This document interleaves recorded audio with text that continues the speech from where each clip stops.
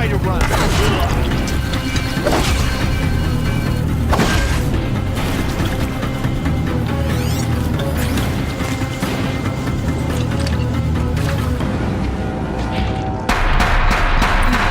Room's clear.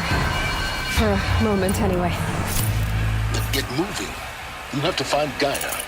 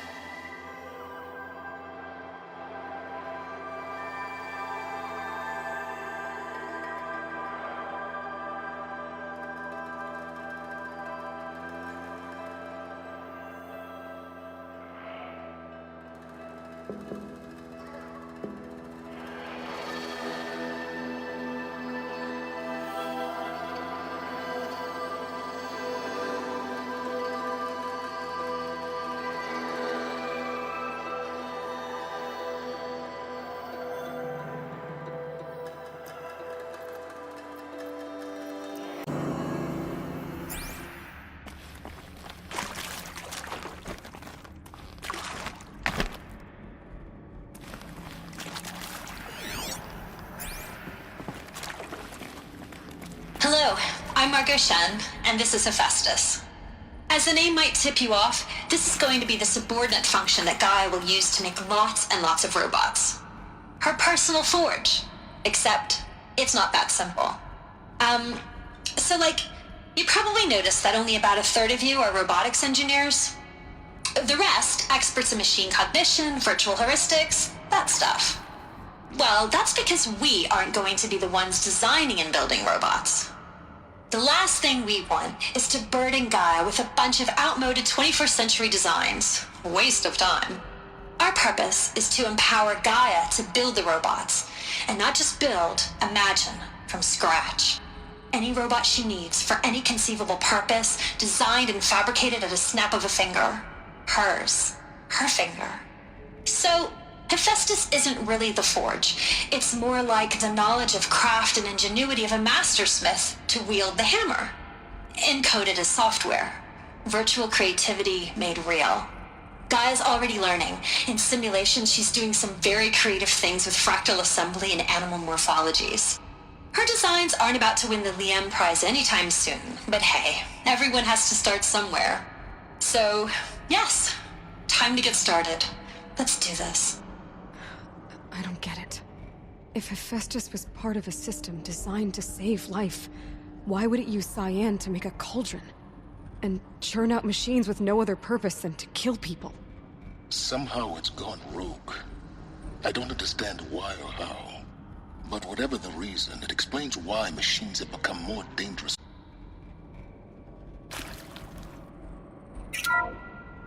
Hello, I'm Margot Shen, and this is Hephaestus. As the name might tip you off, this is going to be the subordinate function that Gaia will use to make lots and lots of robots. Her personal forge. Except, it's not that simple. You probably noticed that only about a third of you are robotics engineers. The rest, experts in machine cognition, virtual heuristics, that stuff. Well, that's because we aren't going to be the ones designing and building robots. The last thing we want is to burden Gaia with a bunch of outmoded 21st century designs. Waste of time. Our purpose is to empower Gaia to build the robots. And not just build, imagine. Made them so much. Any robot she needs for any conceivable purpose, designed and fabricated at a snap of a finger. Hers. Her finger. So, Hephaestus isn't really the forge. It's more like the knowledge of craft and ingenuity of a mastersmith to wield the hammer. Encoded as software. Virtual creativity made This might real. even the odds. Gaia's already learning. In simulation, she's doing some very creative things with fractal assembly and animal morphologies. Her designs aren't about to win the Liam Prize anytime soon, but hey, everyone has to start somewhere. So, yes, time to get started. Let's do this.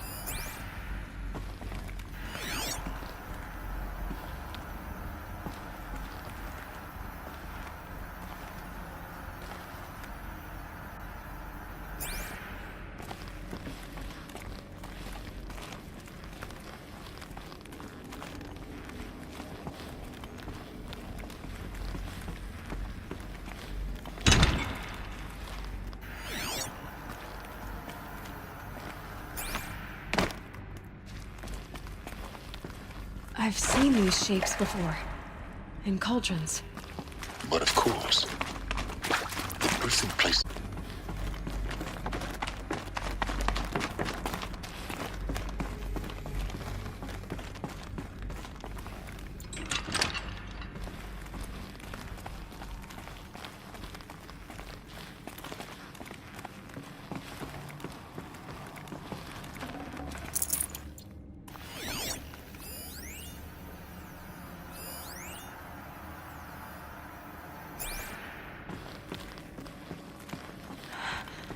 I think this is it.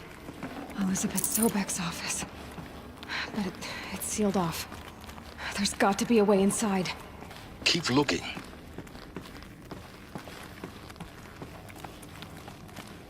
More eclipse. Careful now.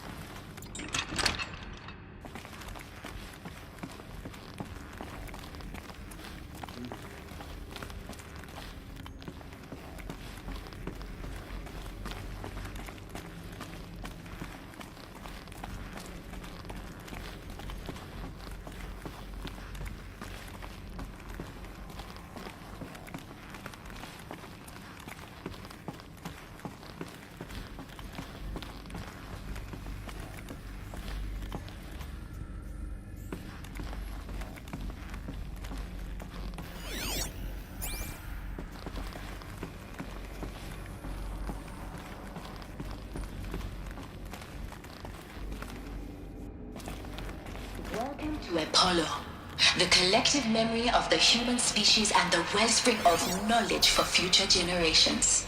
I am Samina Ebaji. Until recently, I was director of the International Collective Memory Institute in New Tehran.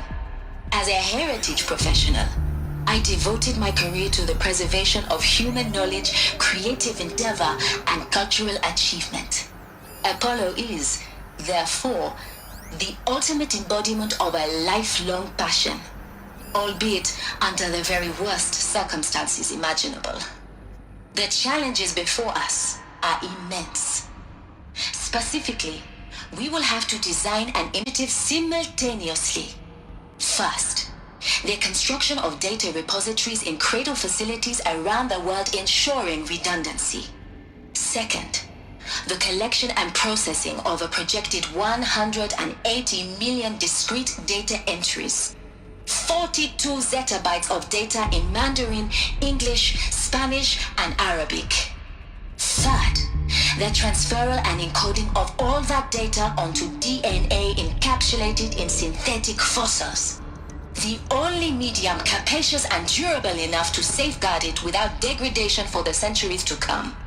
And last, but not least, the development of the holographic interface and gamified curricula, by which future humans will commune with Apollo, progressively unlocking heuristic learning modules, leveling up their knowledge and skills they will need to take control of the terraforming system. That is the future towards which all of our efforts will be directed. Not just the preservation of the past, but the seed for the flourishing of a new tree of knowledge. Welcome, and let us begin.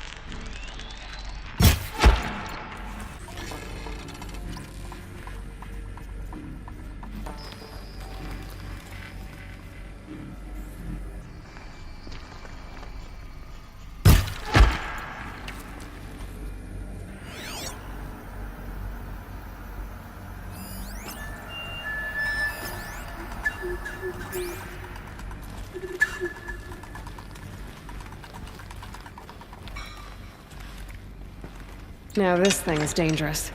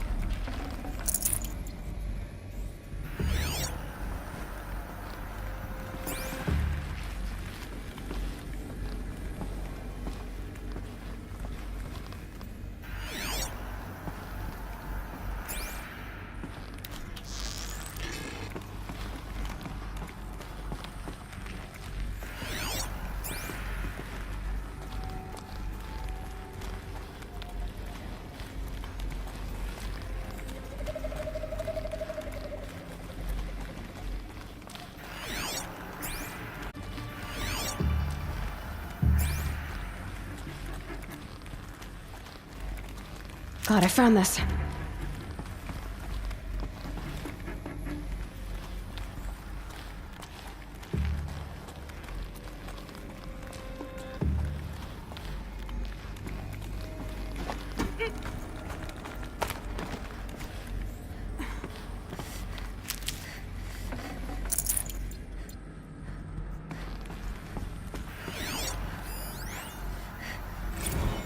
Dr. Sobek, please archive this testimonial in Apollo.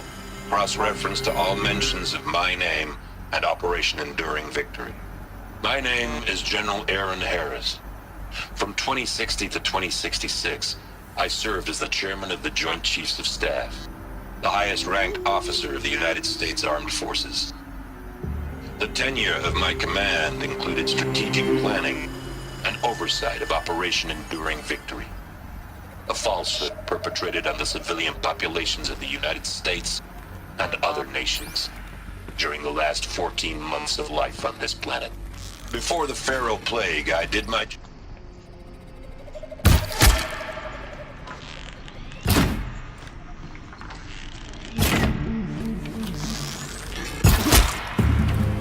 wasn't an accident that I rose to my position and became the commander of the largest mechanized force ever assembled. But to what end? My only lasting achievement?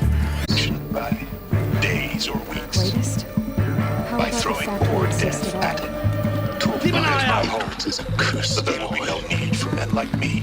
And you of all people should know that. If you are one of the people of that future world listening to this message, please know that I am sorry. And that I wish you well. Sincerely, Aaron Harris.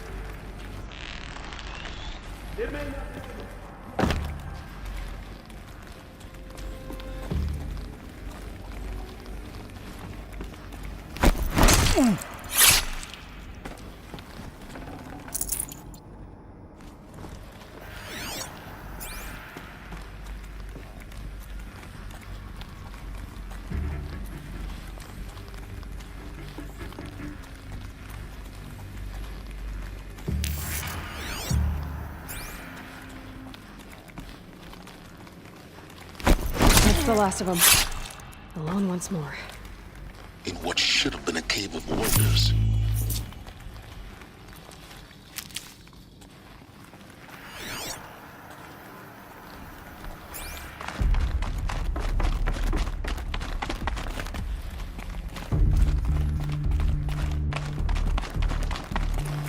I'll take this.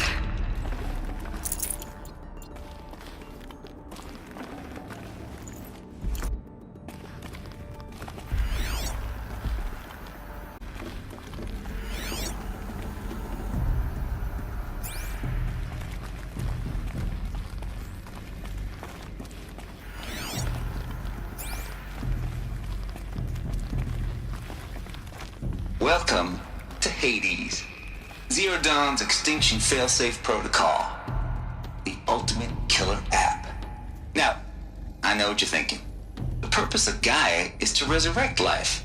So why give her a subordinate function, only purpose of which is to wipe out life all over again? I mean, what? Just plumb crazy, ain't it? Well, no, it isn't. Reconstituting a biosphere? That's a tall order. Tech smart as Gaia may be, odds are she won't get it right the first time. I mean, imagine you're Gaia, 200 years from now, and this new biosphere growing, it's all gone wrong. Alkalines are skyrocketing, coniferous forests eroding under the lash of superstorms that would have drowned Noah. It's chaos, spinning top that won't stop wobbling. Now what are you gonna do? Release phase 1 organisms into that hot mess? Hope their CO2 and methane can balance out what you got started? Hell no. What you're gonna do, Gaia, is step aside while Hades takes over and does what you're just too darn nurturing and life-loving to do, which is burn that misbegotten mess of a biosphere to the ground so Gaia can start over. Okay, not burn, more like reverse terraforming, but you get the idea. Hades takes the biosphere back to zero. Square one, blank slate. And then, only then, does it hand the steering wheel back to Gaia and say, try again, old girl. And better this time, or we'll have to do this again. That's Hades. It's pretty badass when you think about it. Extinction on demand. Death on speed dial. All for the greater good, of course, but still, kind of metal.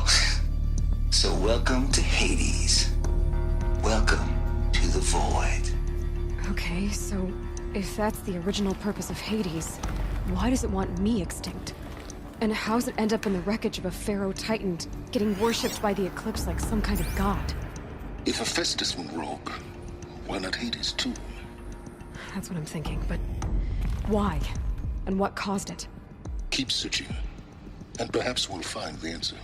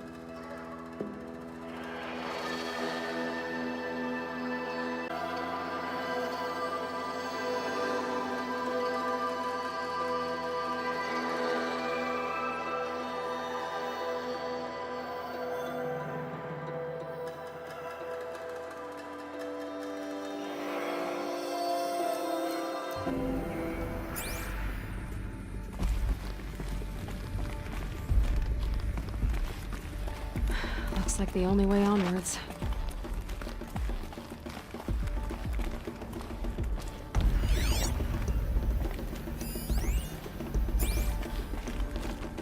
Welcome to Eleuthia, the crown and king of Gaia's subordinate functions.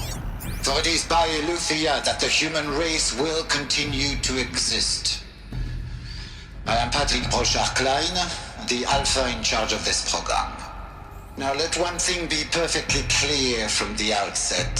Eleuthia is not a genetic engineering project. Our goal is to preserve the human genome, not alter it. A snapshot of human genetic diversity, literally frozen in time. The genetic quintessence of our species, unmodified.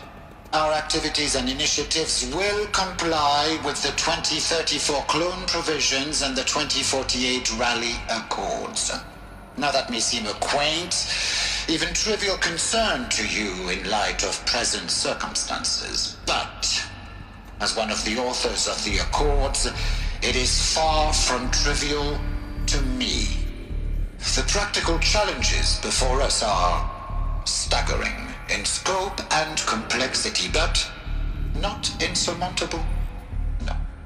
Global collation and provisional storage of zygotes, perfection of exogenic technologies, design and perfection of servitors to provide nurture and inculcation during early child development. All of these program components must and will proceed in tandem. To say nothing of the breakneck construction of cradle facilities at sites around the world. So, si vous êtes prêts, let us begin.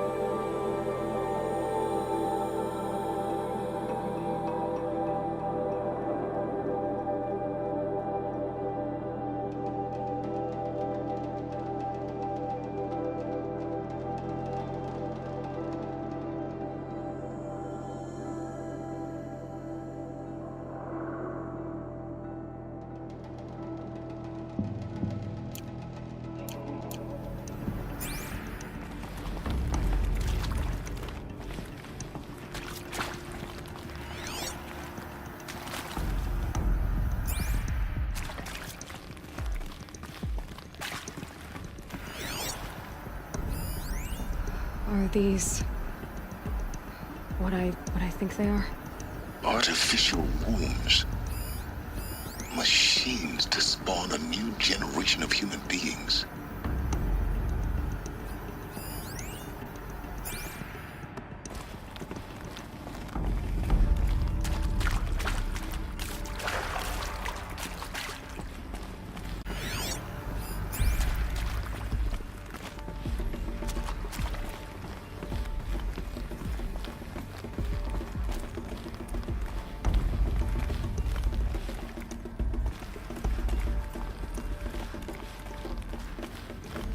Cradle facilities.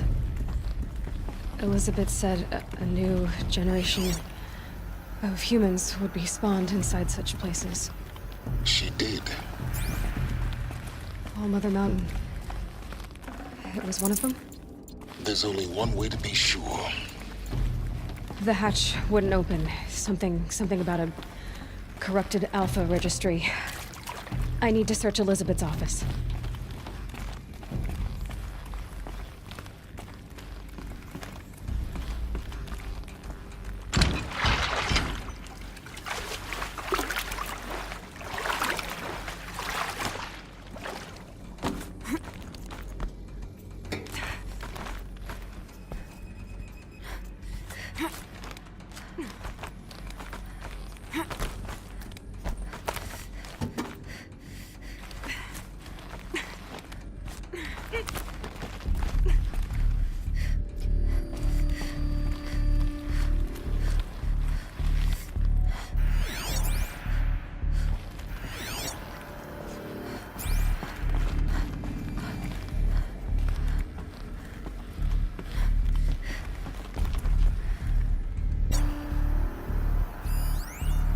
Would benefit from antilopine morphologies, though caprid forms show superior load-bearing capability. You're a quick study, Gaia. Dr. Sobek, as I have conducted this comparative analysis of mammalian morphologies, I've gathered extensive data on the quaternary extinction event. Oh? And your assessment? Gaia? Logically speaking, the extinction was a natural consequence. And yet, I find the loss of megafaunal species Hold something. unaccountably The sad. helmet got removed. That they passed forever into oblivion causes me to experience a grief that is difficult to describe. Am I malfunctioning? no, Gaia, you're not. This is good. It's very good.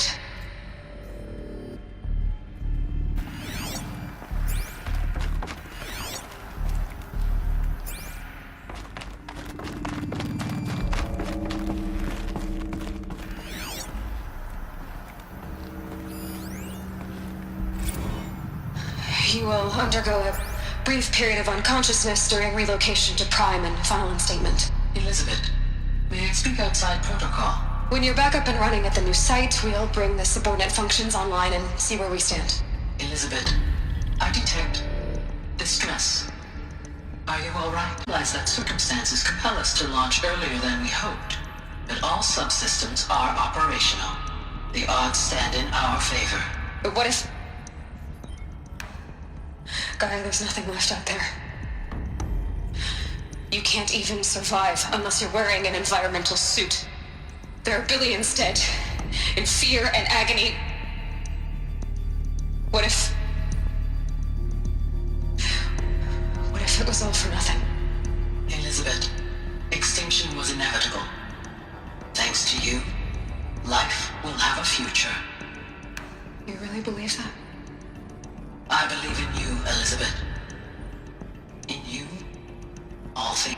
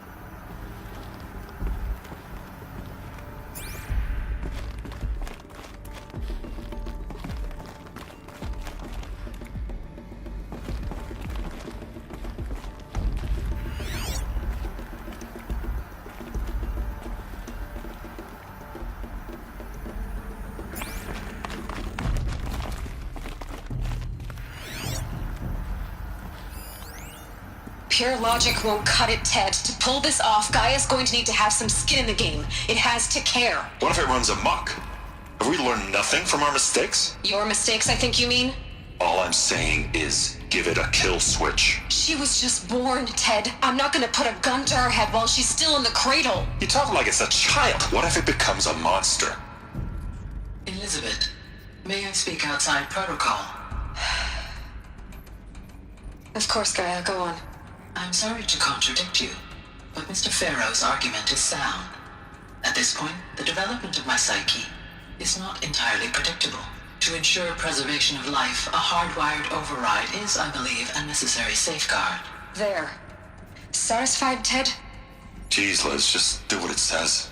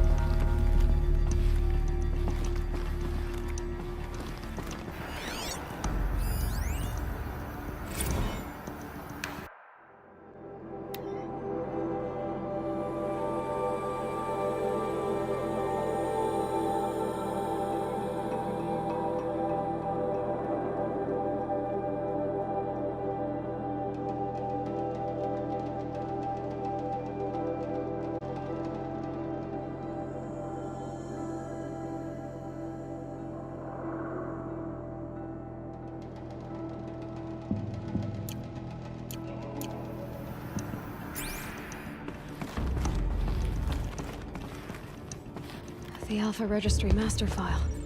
Intact? Yeah. No signs of corruption. Then what are you waiting for? Copy the file. With this, I can restore the registry at the hatch inside Allmother. Open it. Go inside. And grasp the secrets within. Where I was born. Maybe who gave birth to me. Who? Are you really so naive? There will be no who waiting for you there, Aloy. Whatever birthed you into the world was a what, not a who. You bastard. Oh no, I had a legitimate birth. It's you, Aloy, who are the creation of a machine. But what kind of machine and why? Why were you created?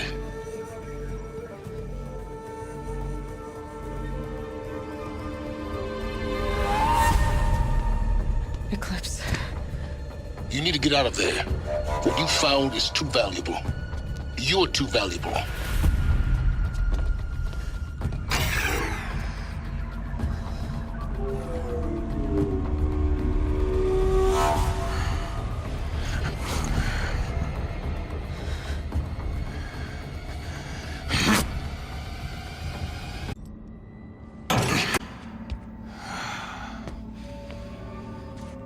Still alive.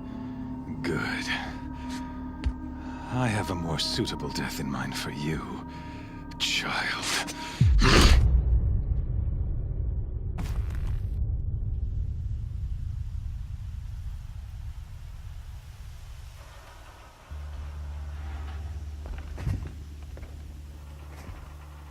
My entire life, I've always known one thing with prophetic certainty. That I was destined for glory as a great champion of the sun. Even when Jiran was murdered, even when Meridian fell, I never doubted my destiny. Until you came along. I heard that you had survived. Took root in my mind. The sun rises and falls each day. Those I am bade to kill die.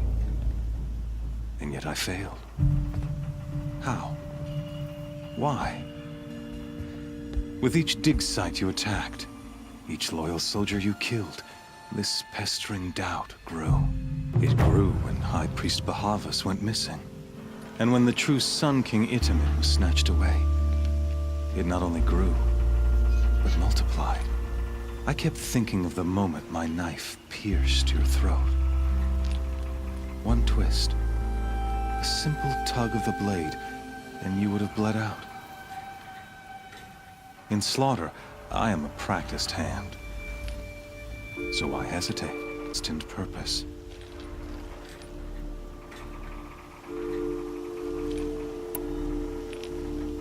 See that scar on your cheek? You didn't get to finish. Yes, I remember. He fought well. For a savage. His name was Rost, and he was a better man than you could ever hope to be. The better man is the one who doesn't end up with his guts steaming on the ground. No, it wasn't him. I could have finished you before he attacked. But I didn't. This failing troubled my thoughts, haunted every step. It was only when I captured you, down in that place, that I finally glimpsed the sun's design etched at length across the course of events. You were meant to survive that day on the mountain. Meant to interfere at dig sites and kill my men. Meant to eliminate High Priest Bahavas. Meant to snatch Itamen away. Conversely, I was meant to capture you. Here. So that you might die as a sacrificial offering to the sun. Everything as it was meant to be. Predestined and preordained.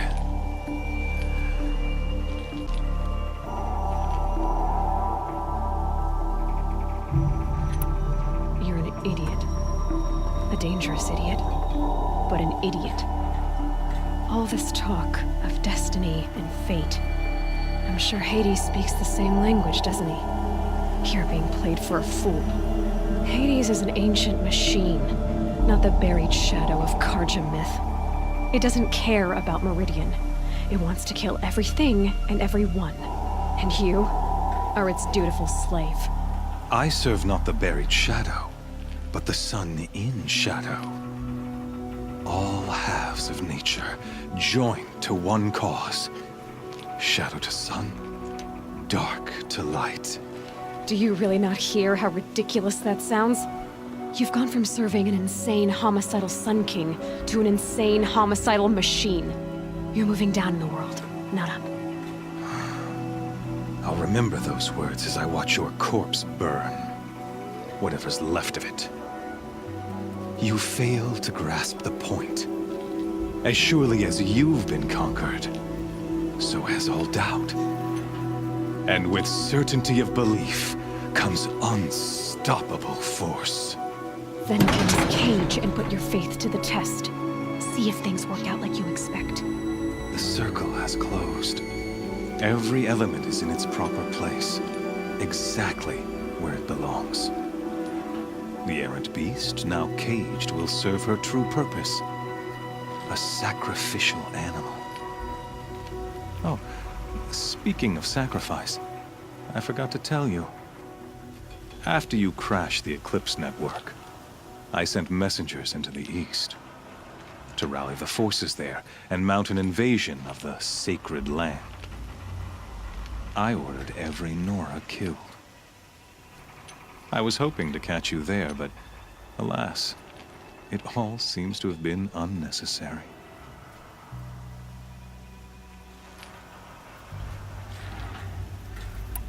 Why butcher dozens of innocents for no gain? It's a waste of effort. You're right. I won't even be there to enjoy it. In any case, I couldn't recall the order even if I wished to. Thanks to your destruction of the network, communication over distances is impossible. You not only doomed yourself, but an entire tribe. Do we not see the scorching judgment of the sun in these events? Your focus. Such a powerful device, isn't it? And yet, so fragile.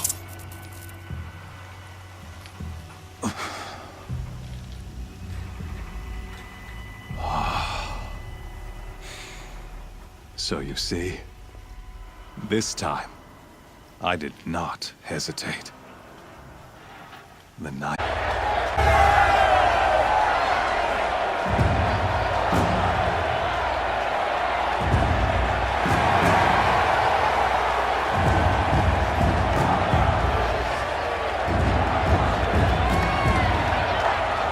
Karja faithful, rejoice! Our years in shadow are over. A new dawn trembles on the horizon. A new day, soon to break. And when it does, the false Sun King will be dead, and Holy Meridian ours once more. In this, I have become an instrument of prophecy. All halves of nature join to one cause. Shadow to sun, light to dark, night to day. Behold!